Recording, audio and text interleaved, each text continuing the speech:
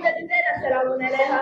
حضرت زینب سلام علیہا رسول صلی اللہ علیہ وسلم کی بڑی نواسی امیر المومنین اور فاطمہ زہرا کی بڑی بیٹی تھی، جن کی ولادت 5 جمادی الاول 5 ہجری کو مدینہ منورہ میں ہوئی.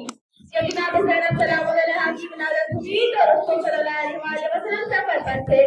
سفر سے واپس آنے کے بعد پہلے اپنی بیٹی کی گھر تشریف لے گئے، جہاں امیر المومنین اس کی خدمت میں حاضر ہوا اور اپنی بیٹی کا نام رکھنے کی درخواست کی.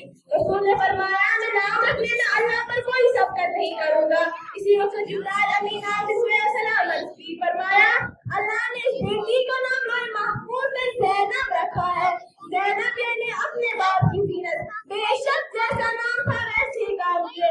اس طرح مولا علی علیہ السلام نے اپنی پوری زندگی اسلام کی خدمت میں بسر کی اور اسی راہ پہ شہید ہو گئے. اسی طرح جناب زینب سلام علیہا نے بھی اپنی پوری زندگی اسلام کی خدمت میں بسر کی اور اسی راہ میں دنیا سے رخصت ہو گئی. میرے عزیزوں نے امیر المومنین کے گھر ایک بار مہمان آیا تو امیر المومنین نے بی بی زینب سلام علیہا سے سوال کیا کہ مہمان کے لیے گھر میں کچھ ہے؟ زہرا سلام علیہا نے جواب دیا گھر میں صرف روٹی کا ایک ٹکڑا ہے جو زینب کے لیے رکھا گیا ہے. زینب اس وقت بستر پر تھی لیکن بیدار تھی. زینب نے کہا اماں وہ روٹی کا ٹکڑا مہمان کو کھلا دیجیے. ظاہر ہے بیوی اس گھر میں پیدا ہوئی جہاں لگاتار 3 روزے رکھے گئے، لیکن مسافر کو کبھی بھی اپنے دروازے سے خالی ہاتھ واپس نہیں بھیجا گیا. میرے عزیزوں اس واقعے سے ہمیں یہ اندازہ ہوتا ہے بچپن سے ہی اللہ کی رحمت خرید کرنا، دوسروں کو اپنے اوپر درج کیا دینا اور دوسروں کے لیے اوپر تکلیف اٹھانا حضرت زینب سلام علیہا کا خاصہ رہا ہے. حضرت زینب سلام علیہا ایک ایسی عالمہ تھی. روایت میں ہے کہ امام حسن علیہ السلام اور امام حسین علیہ السلام نے رسول صلی اللہ علیہ وسلم کی احادیث میں بات کر رہے تھے تو زینب سلام علیہا وہاں پہنچی اور اس بات میں شامل ہوئی. جب امام حسن علیہ السلام نے اپنی چاچی بہن کی سایہ کو دیکھا تو کیا فرمایا اس میں کیا حق من شجر نبوت ومان رسالت. بے شک تمہارا تعلق شجر نبوت اور رسالت کی کانوں سے ہے.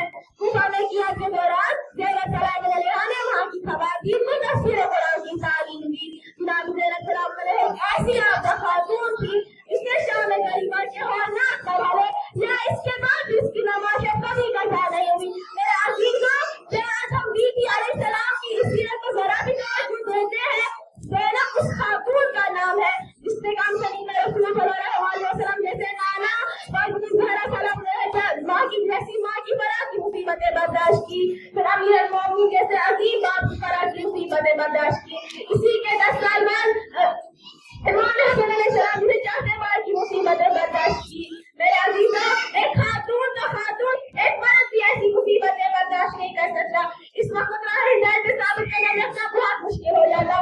لیکن ابن زیاد نے جب جناب زینب سلام علیہ سے بڑے دربار میں سوال کیا تم نے اپنے ساتھ اللہ کا بندہ کیسا پایا تو زینب سلام علیہ نے جواب دیا بطور سے بندگی کا ایک اہم پابند ہے.